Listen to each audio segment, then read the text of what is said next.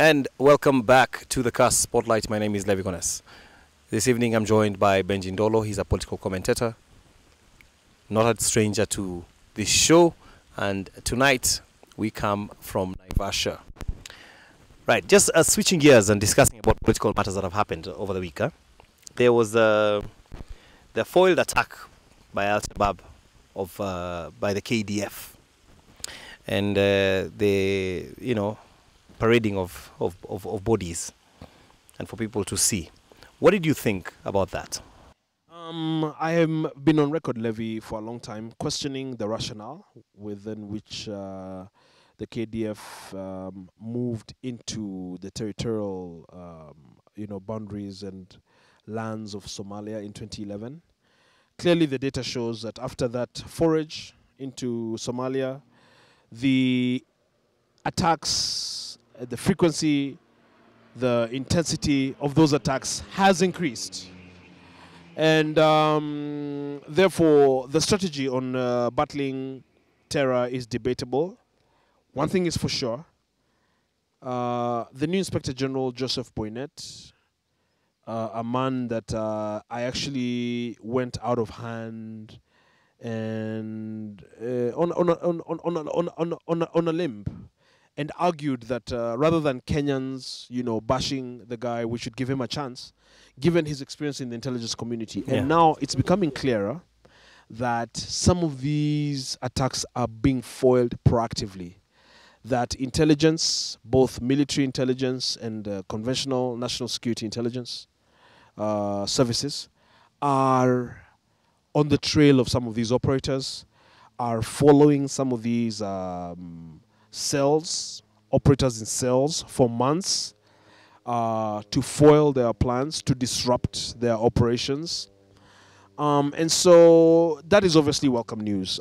Compared to his predecessor, Kimayo, I think that the new IG is really operating with stealth. Right, but do you think, given the fact that there was this... But the parading of the bodies, because I think that's where you're coming to, it's a tactic that I saw President George W. Bush use in Iraq. Yeah, and will it work? And it's a strategy that sends a strong message that we're on your case, that we're able to fight back, we're able to repel, that we are taking no casualties, that we're not joking. It's a strategy that is used sometimes to assuage the community, the locals, that, these are the guys responsible for Mpeketoni, we have nailed them, etc. The only problem with that is two-pronged. Number one, Levy, when you parade dead bodies and all of this in broad daylight in a community, it has the effect of, bringing the animal, bestial, killer instinct out of us. And so,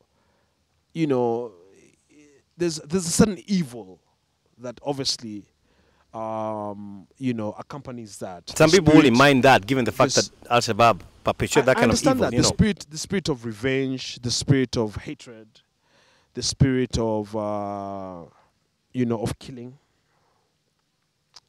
But also, secondly, Al-Shabaab and Al-Qaeda are very lethal combatants.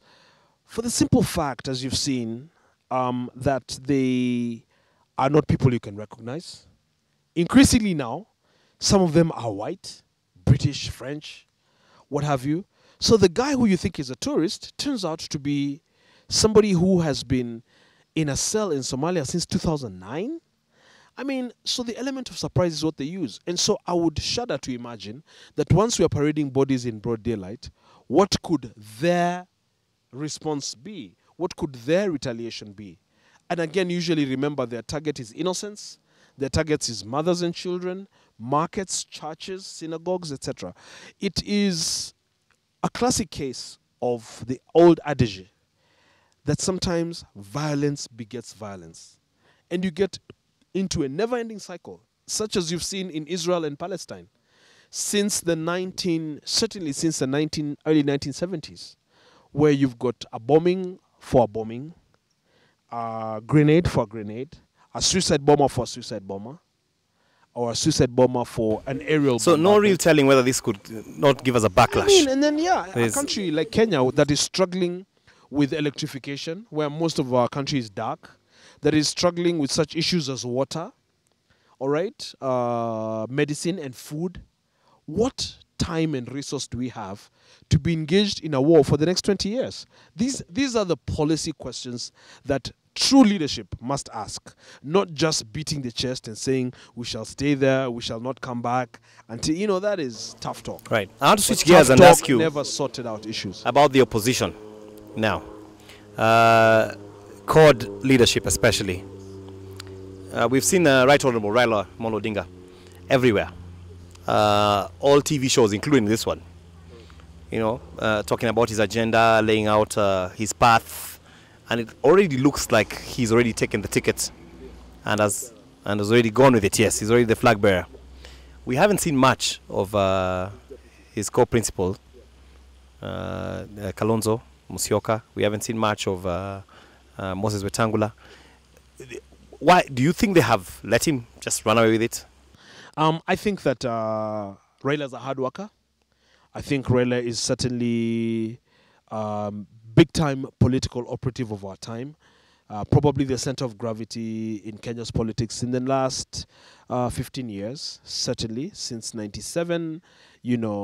Around about that time, Raila has been really at the center of the political temperatures and the political health of this country. When Raila is out of the country or when he catches a cold, you can tell that something is different until he comes back. The headlines are about Raila. They're looking for Raila. What is he thinking? What is he doing? And give it to him, he's a hard worker. But I will also say that, and here I'll use his own words, that Right Honorable Raila has a dubious distinction, by his own admission, of being the only leader to have been robbed of victory twice. Around the world, he has said that himself.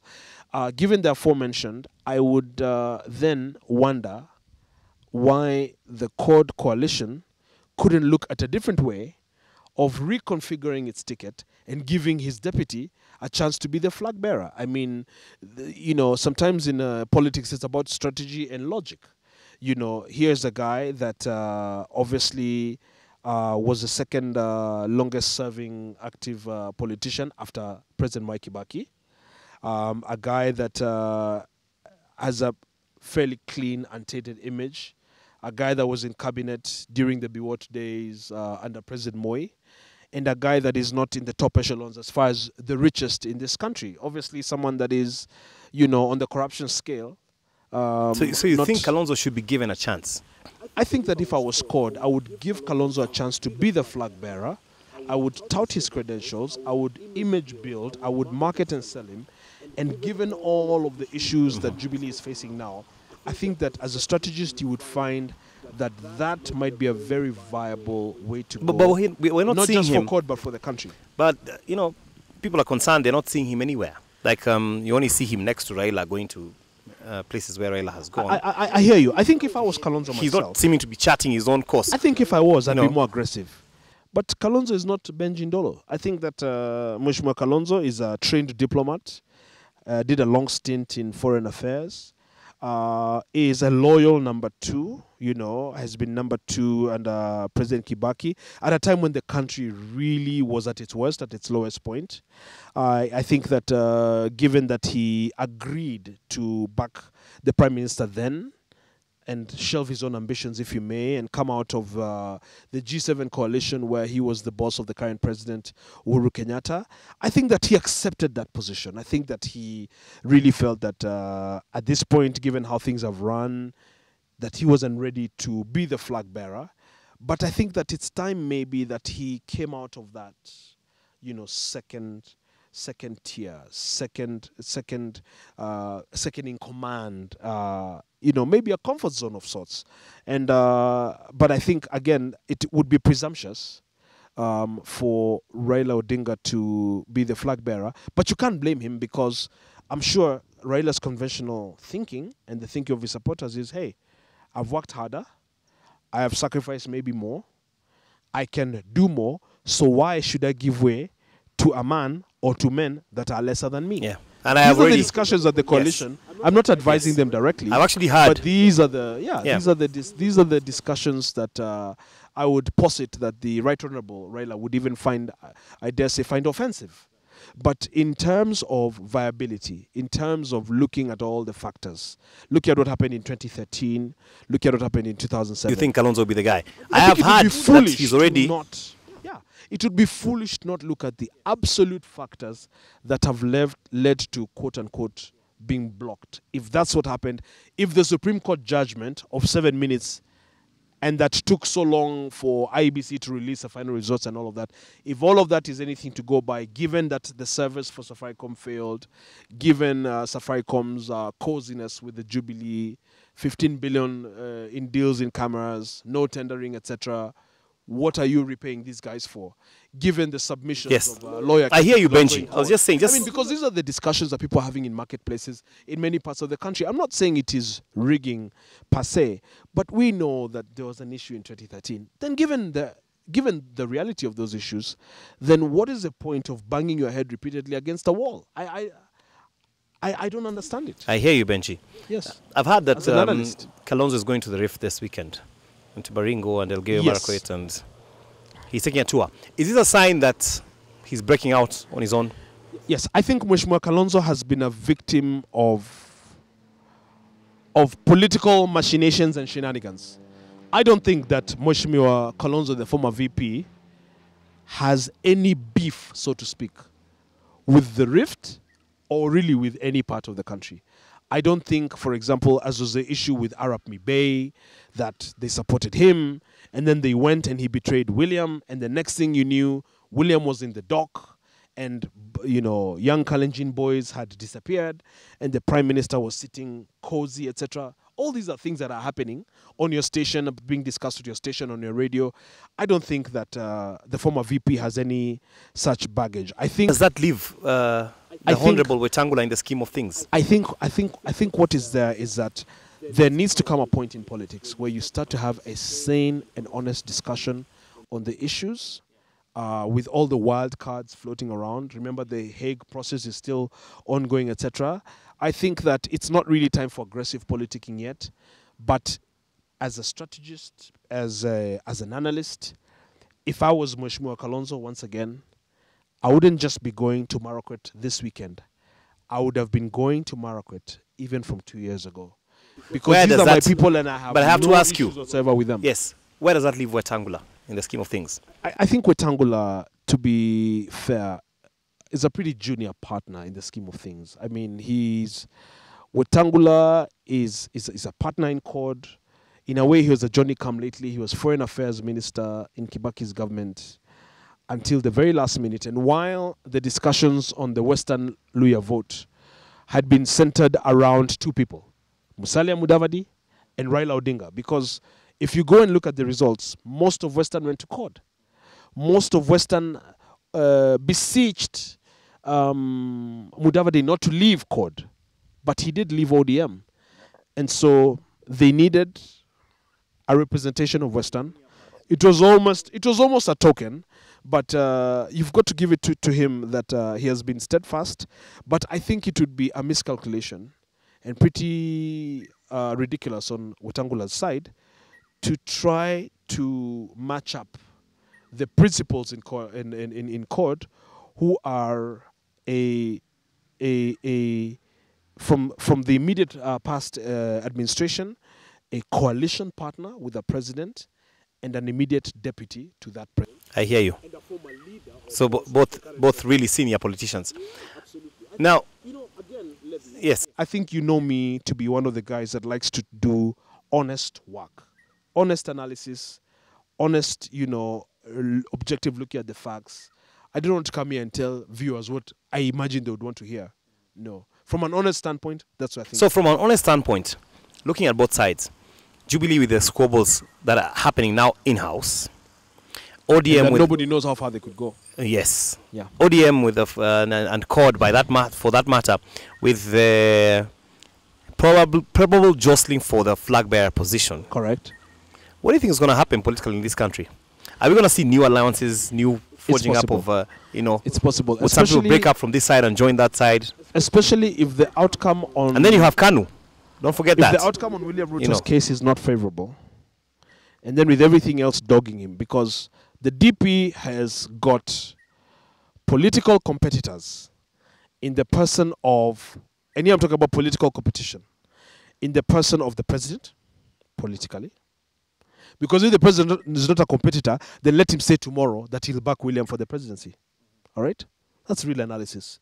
From the person of Raila Odinga, from the person of Kalonzo Musyoka, from the person of Nick Salat, Secretary General Kanu, from the person of Gideon Moi, who I imagine would be able to harness and mobilize immense resources from his father, the former retired President And Moi. their empire. Yes. In their empire. Yeah. I think given the number of And then Isaac Ruto. oppositions, and then Governor Isaac Ruto, Yes. I think only a man of steel It's a conglomerate. would emerge unscathed. Yeah. I'll tell the DP free of charge. I can't call him Boyo because he's older than me. But kuna mali watamuumiza.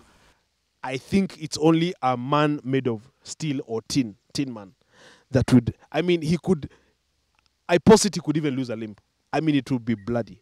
And so, the alliance could shift anyhow, because then, with his following, he might feel, well, as he probably does feel now, that I'm under siege, I'm accused of so many things, I'm facing The Hague, there's not enough enthusiasm and energy as there was when the president himself had his case before it was, withdrawn.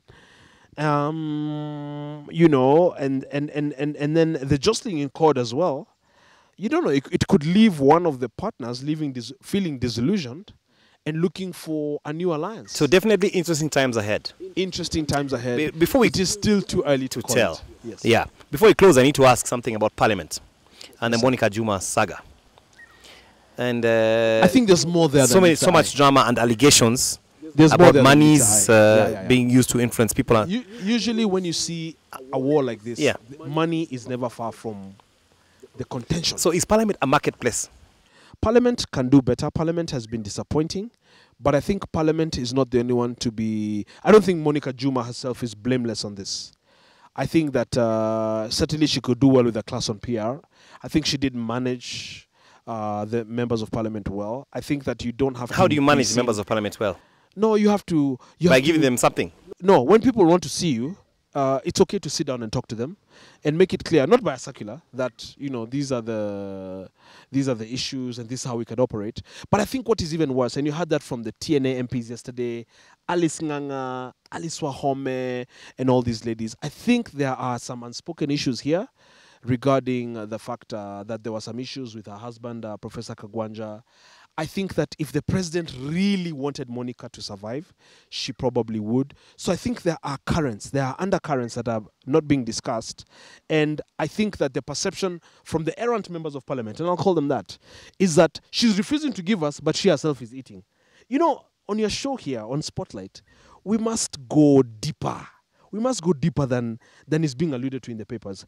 And I think that what is in contest here, as you heard the members say yesterday, Honorable Ngang and the others, is that, here was a tender being done for 6 billion for a body where the husband sits on the board, etc. And so he's the one, engineering this by remote control. Those are the unspoken issues. And I personally believe that the president is very committed individually against theft of public money. There's no way a president can speak that way against his own office and against his own ministers if he doesn't feel angry. I mean, you and I have been to school. All you have to do is read Uhuru's body language, and you know that he's up in arms against this, even when he refused to add their salaries, and they went against him and he said, Jameni, tafadhalini, tufanye kazi kisha baadaye tuongeze pesa. I think that on that score, you cannot take it away from Uhuru. He's a guy that is decent enough to say you must not pilfer public funds. But it's happening. And it's happening without his consent. And he's angry about it. And that's why some of these things are happening. Otherwise, it would be a call to State House and he'd say, I want this vote. What do you make of Jamle Kamau having a discussion and then voting no? Do you think Jamlet Kamau is letting President Uhuru down? That's food for thought. And that's what Spotlight is about. Do you think that whip will come from the president to these MPs just as we close? I think that... I think it's especially in this coalition. I think it's a dilemma. I think he's got to be careful. These coalitions are fragile. These coalitions are fragile. You've got people like Kiambu Governor Kabogo with big time muscle, financial muscle, but you know, in many ways seen to be a liability. I mean, look at the new conduct of the new Kabete MP, Waitito. Have you noticed he's not saying much? He's very careful. I understand that he's got guys, I think, from abroad advising him on image, on how to rebuild himself. These things, the point I'm making with Levy is that these discussions and these relationships are delicate.